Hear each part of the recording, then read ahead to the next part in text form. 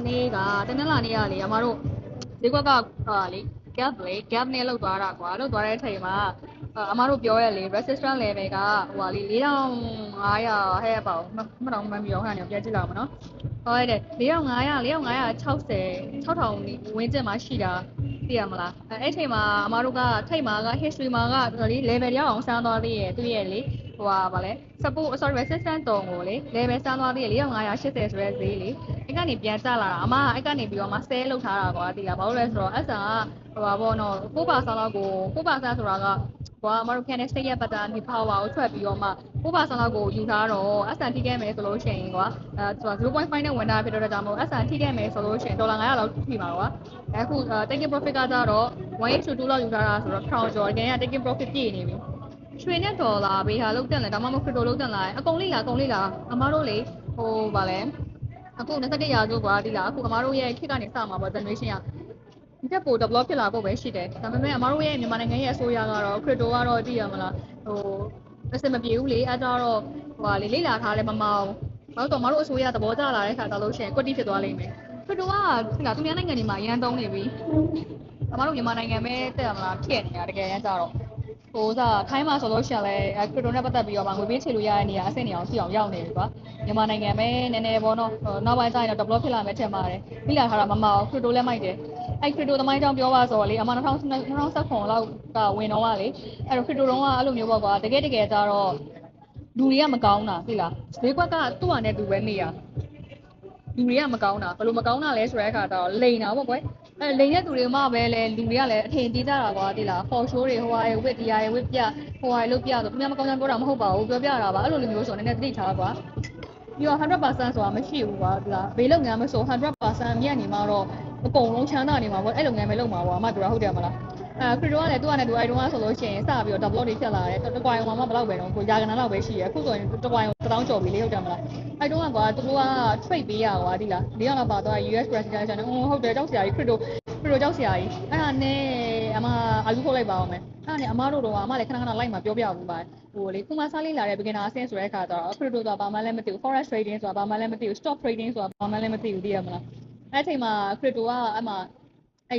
ဆရာလို့လည်းမပြောတော့ပါလူတယောက်ပေါ့ပုံကိုတူပေါ့တော်တယ်ပညာတော်တယ်တော်ရဲ့တန်းနဲ့သူကဝန်ဆောင်မှုပေးရဘယ်လိုဝန်ဆောင်မှုပေးလဲဆိုတော့အမှန်ဆိုရင်ဒီ financial market ကလေ desktop ဘယ်သူမှထိန်းချုပ်လို့မရဘူးဘိုးထိန်းချုပ်လို့လည်းမရဘူးဘယ်သူမှလည်းထိန်းချုပ်လို့မရဘူးဘယ်သူမှလည်းဝင်ရောက်လုပ်ကင်လို့မရဘူးပြောချင်တာကိုယ့်နဲ့ကိုယ် only လို့ကိုယ့်ရဲ့ဆုံးဖြတ်ချက်နဲ့ risk ကလည်းရှိပြီးသားလေ running လည်းပေးပြီးသား trade လုပ်ငန်းဒီ trading လုပ်ငန်းဒီနော် risk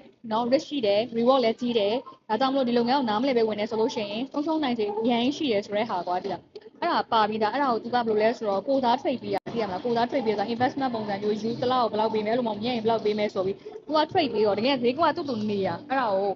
အကြီးကျယ်တရက်တွေထားတာအဲ့အရေးကြိုးဘာကိုသတင်းတွေအထိကိုမှသူကတော်တော်ပြန့်သွားကွာအဲ့ချိန်မှာကိုရ beginner ဆိုတော့အဲ့လိုကြီးကြားလိုက်တော့ဟဲ့ဒီကောင်ကြီးလိန်လာလားမသိဘူး crypto ကြီးကလိန်လာလားမသိဘူးဆိုအဲ့က crypto မလုပ်ဘူးကွာစိတ်လည်းမဝင်စားခဲ့ဘူးဒီလား forex trading ကိုပဲအဓိကလုပ်တယ် stock trading ကိုပဲအဓိကလေ့လာခဲ့တာကွာ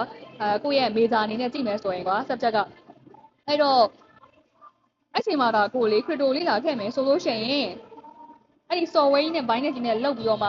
trade ခဲ့မယ်ဆိုလို့ရှိရင်သိရမလားအခုချိန်ဆိုရင်ကိုလည်းတော်လေးတော့အဆင်ပြေနေတော့ပြီကွာဒီလား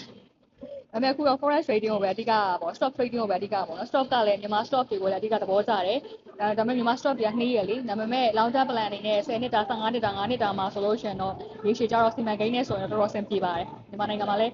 အမတို့ဒီဆရာဦးသက်ထွန်းဦးတို့ဆရာအောင်သိန်းမြန်မာ stock တွေမှာဆိုဆရာတို့သင်ကြားပို့ချပေးနေတာတွားလိလာလို့ရတယ်လိလာထားတော့လိလာတာ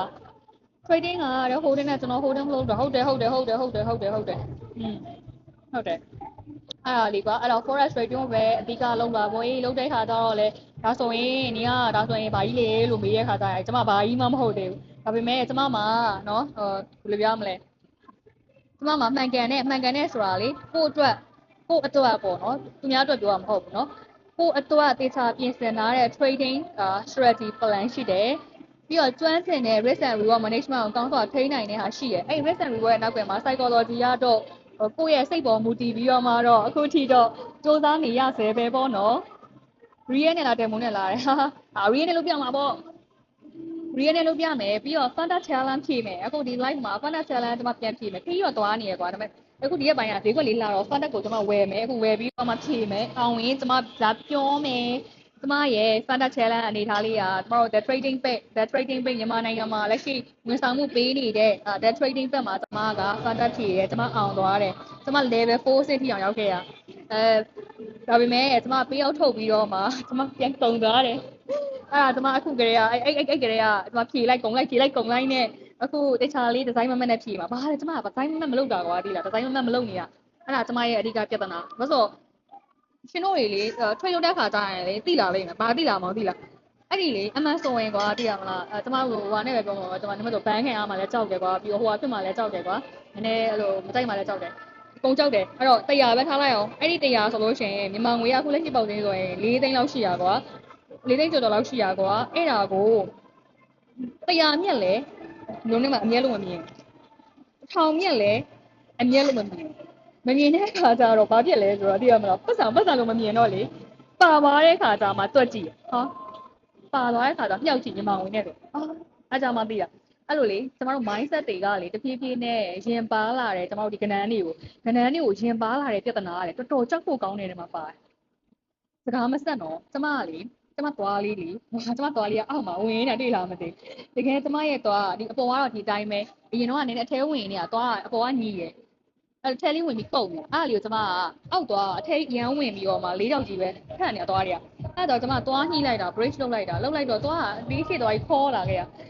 ခဲ့ပြီးတော့မှဒီအောက်သွားကြတော့လေ3နှစ်လောက်တက်ခဲ့တဲ့အနေထားမှာလေအောက်ကပိုးရိုင်းဟာအကုန်လုံးပြန်ထုတ်လိုက်တော့အဲ့လိုလေးပြန်ဝင်သွားတာကွယ်ကျမလူမျိုးလို့သွားညှိပြီးတော့မှသွားပြန်မညီတဲ့သူတွေများရှိလားဘာလို့ရအောင်လဲရှင်ကျမစိတ်ပုံလို့ကျမဒီတော့အတိုင်းပဲထားလိုက်တော့ကျမစကားပြောရင်လေဒီအောက်သွားပဲမြင်ရတယ်အရင်တော့ကလည်းအဲ့အောက်သွားပဲမြင်ရတယ်အရင်ပုံစံတိုင်းပြန်ဖြစ်သွားတာနည်းနည်းတော့ပြန်ညီသွားအရင်တော့တိတ်မညီပုံမညီဘူးပေါ့နော်အရင်ပုံနေကြည့်ရင်တိတ်မထင်နဲ့အဲ့လိုကြီးဖြစ်စိတ်ညစ်စရာတွေသွားညှိရတာလဲနာပြီးညှိရပြီးတော့ဒါကြီးကလည်းကားလာသေးတယ်ဒါပြက်ကျမစကားပြောရင်းနဲ့သွားပဲလိုက်ကြည့်နေမှာဆိုတော့ဒီဖို့အရင်လိုက်ကလည်းအမသွားဘယ်လိုဖြစ်နေရလဲမသိဘူးနော်တဲ့ကျမပလင်းခံရဒီလားပြီးတော့လေဖြစ်လားမသိဘူးကျမနှခမ်းအဲ့လိုမျက်နှာတစ်ချမ်းရွဲ့လာသလိုခံစားရတယ်အဲ့ကျမတို့ဗီဒီယိုပိုင်းရိုက်တဲ့ခါကျလို့ရှိရင်လေနှခမ်းရွဲ့လာပါသလားအဲ့ဒါကြောင့်လည်းဘာကြောင့်မှမသိဘူးနော်ကျမအဖြေရှာလို့မတွေ့ဘူးအရင်တော့မရွဲ့ဘူးကွာနောက်အဲ့လိုမျိုးလေအဲ့လိုနည်းနည်းလေးဒီဘက်အားပါတယ်လို့ခံစားရအဲ့လိုဖြစ်တဲ့သူရောက်ရှိတာကိုမရရှာရတယ်ကိုမရရှာအေးစေးကိုမအလုပ်ပြန်နေလို့ရဖြစ်အလုပ်ဆင်းပြီလား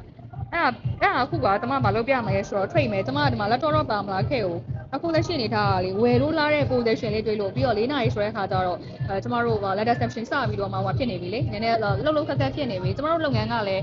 းနှလုံးခက်ဖြစ်မှပဲအမျက်ရှာလို့ကောင်းတာမလို့မခက်ဘူးဆိုလို့ရှိရင်အမျက်ရှာလို့မကောင်းဘာလို့လဲဆိုတော့အခုဒီ business က forex trading တွေကျမတို့ position 3ခုနဲ့ရောင်းဝယ်လုပ်လို့ရတယ်ဆိုတာသိရဟုတ်ဒီထဲမှာကြည့်နေတဲ့သူတွေကလည်း CIS ကြီးလည်းပါရင်ပါလိမ့်မယ် beginner level လည်းပါရင်ပါလိမ့်မယ်အဲ့ဒါ rate asset လောက်ကိုလည်းပါရင်ပါလိမ့်မယ်ကျမကတော့ technical term တွေကိုအရင်အတုံးတွေကိုမပြောထားဘူးဘာလို့လဲဆိုတော့ခါကျတော့တယောက်နဲ့တယောက်မတူဘူးကွာဒီလားတယောက်နဲ့တယောက်နားလဲနေတဲ့ပုံစံလည်းမတူဘူးဒါကြောင့်မလို့ကျမအခြေခံကြားတဲ့ basic လေးနဲ့ပဲကျမပြောတယ်အချို့တော့လည်းဟင်းဒါနေပြောမှလားငါတို့တော့သိရဲဆိုတော့ဟုတ်သိလေဘာလို့မလဲဟုတ်တယ်မလားသိပါကျမအားလုံးသိအောင်အဲ့လိုမျိုးလေးပြောချင်တာပေါ့နော်ဟုတ်အတန်တိုးပေးကျမစကားပြောရင်အားပါသွားတာကျမအတန်ကျဲလားအတန်ကြီးရဲ့လားနောက်ကတချင်းကလည်းကောင်းနေရဲ့ကျမပြမယ်ကွာအဲ့တော့ကျမတို့ကအခုက4နာရီခွဲဆိုတော့မြန်မာစံတော်ချိန်နဲ့ဆိုလို့ရှိရင်သူကဘယ်နှနာရီဟာပါမကြည့်လားပြန်ကြည့်လိုက်အောင်မယ်တနာရီခွဲဟာလားမသိဘူးတနာရီခွဲဆိုရင်အခုက New York ဆို letter section စပြီး open ဖြစ်တဲ့အချိန်ပြောချင်တာကletter section open ဖွင့်တဲ့အချိန်မှာဆိုလို့ရှိရင်ကျမတို့ပေါင်တို့နော်ယူရိုတို့အဲ့ဒါတွေကအလုပ်ခက်ကောင်းတယ်အဲ့ဒါလေးကိုပဲတွေရှာပြီးထွက်တယ်ဆိုရင်ကျမတို့သွားတဲ့ order လေးကိုတစ်ချက်ကြည့်လိုက်လက်တုံနေရနဲ့တော့ကြည့်နေရတဲ့ပြည်သက်တွေကတော့တော်တော်ပါဖြစ်နေကိုလာဖြိုးကိုလာဖြိုးရဲ့ကိုလာဖြိုးအခုကဖလပ်ပင်းမှာကိုလာဖြိုးမလီကိုလာဖြိုးအခုဖလပ်ပင်းမှာအကုန်လုံးမှမလို့ဆိုပြီးတော့မှဟိုလောက်ထားတာဒီမှာကွာဈေးကအရန်လာတော့လားဘယ်လိုလဲဆိုတော့ဒီကနေပြီးတော့မှကျွန်မအဲ့ညလေ analyze လုပ်ပြလိုက်သေးရကွာလက်တော်နဲ့တုန်းကတော့အဲ့တော့လည်းအဲ့လိုပဲလုပ်လိုက်တယ်ထင်တယ်ဒီမှာကြည့်လိုက်ဒီမှာအဲ့ညတော့တင်းလာနေရဖြစ်သွားတဲ့ဟာအဲ့မှာကြည့်လိုက်ပြန်ပြီးတော့ကြားရိုက်ကန်တဲ့ pattern ကကြတော့လေ shooting ကိုကျွန်တော်တို့ shooting လို့တော့ပြောလို့ရတယ်ပြီးတော့ထိုက်ပါတော့ကျွန်တော်ကန်တဲ့ pattern လည်းမပြောတော့ဘူးဒီမှာဆိုလို့ရှိရင် share လို့ကြည့်မယ်ဆိုရင်ဈေးကလေတက်သွားတယ်သူဒီနေရာမှာပြောရမယ်ဆိုရင်ဘယ်လဲ big player တွေကနေပြီးတော့ပြန်ပြီးတော့ရောင်းချတာပေါ့ရောင်းချတဲ့ခါမှာဝယ်တဲ့သူကျွန်တော်တို့ထားပါတော့ lab ဖြစ်တာတို့เนาะအဲကြတော့ market ကဖွင့်ပြခြင်းဈေးကအစမတန်ဒီမှာ gap ဖြစ်သွားတယ် ဟုတ်ဒီ gap ကိုပြန်လာဖြည့်ရလို့ကျွန်မယူဆတာအဲ့ချိန်မှာကကျွန်မ analyze လုပ်ပြရတည်ရလေဒီမှာ reason အနေနဲ့ကြတော့ reason အနေနဲ့ကြတော့လက်ရှိဒီဈေးတန်းကနော် reason ဖြစ်တဲ့ဈေးတန်းကွာအဲ့ချိန်မှာကျွန်မ 4% လောက်ကိုကျွန်မတို့ risk ယူပြီးတော့မှအခုရောင်းချထားတာဆိုလို့ရှိရင်ကျွန်မတို့ဘယ်လောက်ကနေရောင်းထားလဲဆိုတော့4580ကနေကျွန်မရောင်းထားတယ်အခုလက်ရှိက4520ပဲထားပါတော့60နဲ့ဆိုတော့ဒေါ်လာ60ပေါ့ဆိုတော့ဒေါ်လာ60နီးပါးလောက်တော့သွားပြီဒေါ်လာ60ဆိုလို့ရှိရင်ဟိုက 0.01 ပေါ့ဒေါ်လာနဲ့ဝင်နေဆိုရင်ဒေါ်လာ60လောက်မြတ်မယ်0.1နဲ့ဆိုဒေါ်လာ600လောက်မြတ်မယ်ဒါတော့ကျွန်မရဲ့အခု 0.5 ဆိုတဲ့ခါကျတော့လက်ရှိဒီမှာပေါ့အဲ့တော့ကျွန်မကနေပြီးတော့လေမတ်တက်ကိုကြတော့ဖေးဖြစ်တယ်เนาะဖေးဖြစ်တယ်ဆိုတော့ဖေးပြန်ဖြည့်ပြီးလို့ခံဖေးဖြစ်တယ်လို့ယူဆတယ်ပြီးတော့သူ့ရဲ့အရှိမ daily time frame အရလေကျမတို့ကြည့်မယ်ဆိုလို့ရှိရင်လေနိုင်ငံနည်းနည်းတော့အခြေပါပေါ့နော်လောက်ရှိသတင်းပိုင်းညာကူကအခြေအနေတွေကလည်းကောင်းလာတယ်ကွယ်နော်4 hour ချက်အနေထားရကြည့်မယ်ဆိုလို့ရှိရင်လည်းလက်ရှိကဒီမှာအခု gap ကိုဖြည့်ပြီးတော့မှ seller pressure momentum အားတော့ကောင်းတယ်ဒါပေမဲ့ကျမတို့ကဒီနေရာမှာလိုက်ရောင်းမယ်ဆိုလို့ရှိရင် seller အားကောင်းလို့ပြန်လိုက်ရောင်းမယ်ဆိုတာဓာတ်စေးဖြစ်နေတာကျမတို့ကဥပမာအနေနဲ့ပြောမယ်ဆိုလို့ရှိရင်ကွာသိရမလားကျမတို့ယထာလွတ်ခါနီးနေပြီအဲ့ချိန်မှာကျမတို့ကခုံတက်လိုက်တယ်ဆိုလို့ရှိရင်လေနော်ကန်ကောင်းလို့ပိုင်လဲပါသွားမယ်ကံမကောင်းဆိုရင်အကျိတ်ခံရမယ်ကွာအဲ့ဒါကြောင့်မလို့အဲ့လိုမျိုး4 hour chat တို့ H1 တို့မှာဖြစ်နေတဲ့ကျမဒါ risk and reward ကိုအဓိကထားပြောတာပေါ့နော်ဖြစ်နေတဲ့ပုံစံလေးတွေကိုကျမတို့ကတိတ်ပြီးတော့မှဟိုမဖြစ်ဘူးဂျားတွေဆိုရင်တိတ်မဝင်ချင်ဘူးတက်လားအဲ့တော့ short term မှာဝင်တာများတယ်ကွာအဲ့တော့လက်ရှိကအခုပြန်ပြီးကြည့်မယ်ဆိုလို့ရှိရင်ကျမတို့မှာ50%လေးဒီ gap ရဲ့အဲ့တော့ gap ဖြစ်တဲ့မတ်တက်တွေကတော့အများကြီးရှိရဲဆိုပေမဲ့ကျမဒါလိုရင်းလိုရှင်ပဲမှာပြောမယ်ဆိုလို့ရှိရင်သူတမ gap ကိုဖြည့်ပြီးလောက်ပြီးလို့ယူဆတယ်ပြီးတော့4 hour ချန်နေထားရကလောလောဆယ်ဆယ်လာမိုမီတန်အားကောင်းနေသေးတယ်ဆိုပေမဲ့ daily ကလည်းဆယ်လာကဘိုင်ယာဆယ်လာအားတော့မပြတ်သားဘူးဒါပေမဲ့အဲ့ဒီ H1 မှာကကြတော့သူ့ရဲ့လှတဲ့ပုံစံလေးကဘာလဲဆိုတဲ့အခါကျတော့ဒီနေရာဝင်စစ်လေးရဲ့ psychology ဈေးကိုပြောပါဆိုလို့ရှိရင် psychology ရဲ့အနှစ်သာရကိုပြောပါဆိုလို့ရှိရင်တော့လေသူပို့ပြီးတော့မှမြင်းနဲ့နော်ပို့ပြီးနှိမ့်လာရကွာနှိမ့်မှတ်တယ်နှိမ့်တဲ့နှိမ့်တယ်ဒါပေမဲ့ဒီမှာတော့နှိမ့်တဲ့မနှိမ့်တော့ဘူးမြင့်လာခဲ့တာပေါ့နော်အဲ့လိုမြင့်လာခဲ့တော့ခါကြတော့ကျွန်တော်တို့ကပြောရမယ်ဆိုရင်ဒီနေရာမှာ change ဖြစ်ပြီးတော့မှလက်ရှိသွားနေတဲ့ minor ပေါ့နော် down trend နေပြီးတော့မှ attack ဘက်ကိုပြန်သွားမလားဆိုတော့ဒီ30ချက်နဲ့ကျွန်တော်တို့စမ်းပေါ့နော်ဆိုတော့ဒီ trading မှာတော့ကွာဒီလားဘယ်လိုပဲဖြစ်ဖြစ်ဒါ real $40 round မလာတယ်ဟုတ်တယ်ကိုစောရေအဲ့တော့ဒီမှာအခုဒီတစ်ဝက်ကျွန်မပိတ်လိုက်မယ်ပေါ့နော် 0.5 တစ်ဝက်ကိုကျွန်မပိတ်လိုက်မယ်ဘာလို့လဲဆိုတဲ့အခါကျတော့ဒီဈေးလောက်ကနေကိုကျွန်မကအမြဲနဲ့သိမ်းလိုက်ပြီပေါ့ကွာနော်အမြဲနဲ့သိမ်းလိုက်ပြီပေါ့အမြဲနဲ့သိမ်းလိုက်ပြီဆိုတဲ့အခါကျတော့လက်ရှိဒီဝင်းကျင်စုံလေးပေါ့ကွယ်ဒီဝင်းကျင်စုံလေးကိုကျတော့နောက်ထပ်ကျွန်မဘာလို့ချင်တာလဲဆိုတော့မိနစ်30ကိုသွားကြည့်မယ်15မိနစ်ကိုသွားကြည့်မယ်နော်ကြည့်ပြီးတော့မှနောက်ထပ်ပြီးတော့မှ5မိနစ်လောက်မှသွားကြည့်မယ်ကြည့်တဲ့အခါမှာလည်းဈေးကမစိုးဘူးဆိုတော့ကျွန်မဒီနေရာမှာ price in လောက်ရှင်တယ်ပေါ့နော်ခဏနည်းနည်းခဏစောင့်ပြီးတော့မှ price in ကဘာလို့တာလဲဆိုတဲ့အခါကျတော့ကြိုပြီးတော့မှ source စာဝင်တာကွာဝင်တဲ့အခါကျတော့ဟုတ်ပြီဒါဆိုရင်မလောက်ဝန်အနေနဲ့ SN ကိုဘယ်နှထားမလဲဆိုတဲ့အခါကျတော့ကျွန်မဒီမှာ SN ဆိုတော့အလွတ်ဆိုတော့ဒီရဲ့အောက်လောက်ထားရမှာထားမှဆိုတော့ rate change ကြည့်မှတော့ဒေါ်လာ40လောက်ရှိတယ်ဒေါ်လာ40ဆိုလို့ရှိရင်ကွာ 0.1 လောက်နဲ့0.1လောက်နဲ့ဆိုလို့ရှိရင်400ပေါ့400လောက်ကိုရှုံးသွားမှာအဲ့တော့တနေ့400လောက်ရှုံးသွားမှာဆိုခုနကကျွန်မ profit က2000ထွက်ထားတာဆိုတော့400ရှုံးခဲ့သည်ရှိတော့တော့မှကျွန်မကအဆင်ပြေသေးရယ်ကွာဒါပေမဲ့ကျွန်မက0.5 loss sign နဲ့ဒါစံကောက်ကို try နေတာဖြစ်တဲ့အတွက်ကြောင့်မလို့0.5 နဲ့ပဲသွားမယ်0.5ဆိုတော့ဒေါ်လာ40ဆိုတော့50ကို40နဲ့မြောက်ဘယ်လောက်လဲနော်ဒီမှာ0.5ဆိုတာကကြတော့0.5ဆိုတာကတော့ဘယ်လောက်နဲ့သွားညီမျှလဲဆိုတဲ့အခါကျတော့တစ်လောမှာတော့ဒေါ်လာ0.5ပဲဟုတ်တယ်အမြောက်အဲ့ဒါကိုမှဆိုတော့40လောက်နဲ့ဆိုတဲ့အခါကျတော့ဟာနော်ဒေါ်လာ50အမြောက်0.5ဆိုတော့ဒေါ်လာ50အမြောက်ကျမတို့ဒီမှာဟိုပါလေခုနကဘယ်လောက်လဲ40နော်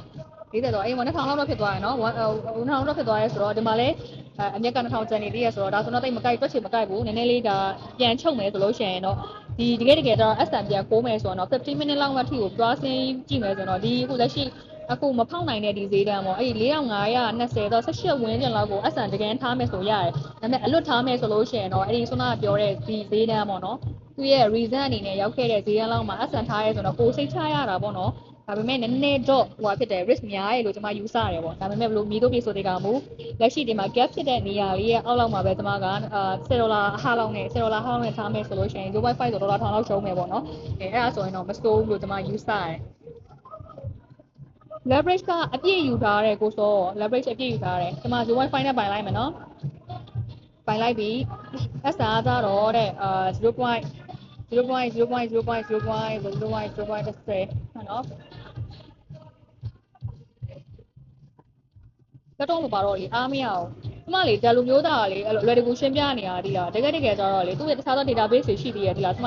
ကလေးကကျမကြည့်ထားလို့နော်ကျမအဲ့အကြောင်းတော့မရှင်းပြတော့ဘူးဒီလားတကယ်ကြတော့လေတကယ်ကြတော့ဒီလောက်ပမာဏရဲ့အောက်လောက်ဆိုတော့ပို့လွတ်တယ်ကွာအဲ့ဒါဆိုလို့ရှင်တော့4,200 4,500 3ဆို4,500 3 4,500အောက်က history ပါတစ်ခါတည်းဖောက်4,500 4,500ဘာလို့ SN ကလေစားတတ်လို့လေ4,4,8လောက်ဆိုတော့အဆင်ပြေ4,4,8လောက်4,4,8လောက်ဆိုတော့ဒေါ်လာ20နီးပါးဖြစ်သွား4,4,8အဲ့ဒါဆိုတော့နည်းနည်းလွတ်တယ်ရော4,4,8taking profit ကအများကြီးပြန်ပြီ4,580ပဲပြန်သွား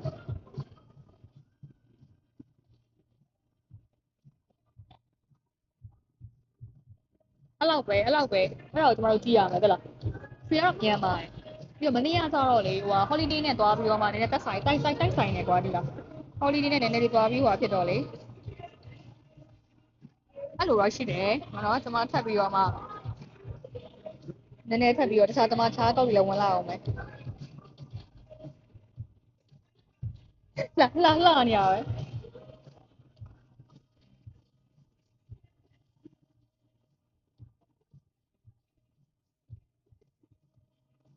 ဈေးတော်ခါနေရဒီနေ့ဗာသတင်းရှိလဲကြည့်ရမယ်နော်4,500နဲ့မှာ4,400 90နဲ့မှာ8လောက်ပဲလို့တယ်အလွတ်ထားအဲ့တော့အဆန်နေပါအဲ့လိုမျိုးလေဟာရီဖြစ်မှာဆိုတော့ဘာကြီးရော give versus savannah value လို့ဖြစ်တော့ဘာလို့ give ပေးရအောင်လက်မခံလို့မရရတယ်မသိ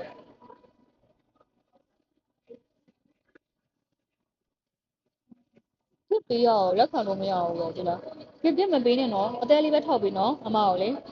အသေးလေးထောက်ပေးရန်ကျေးဇူးတင်မိမှာပဲရှင် The light will not stop doing it. The change and made it. Mention and noted that the light does not contain the contract machine. Not only, light, I should allow contact.